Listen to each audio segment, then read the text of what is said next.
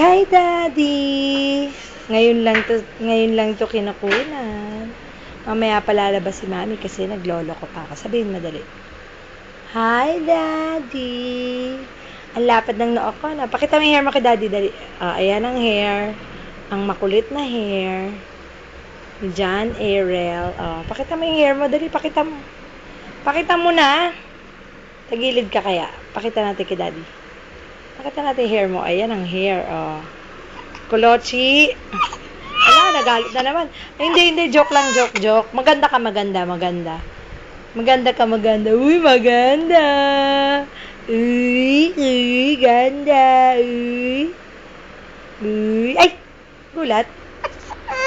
Galit na naman. Tamang baba mo, dalawa na, Susunod na buwan, 3 na yan.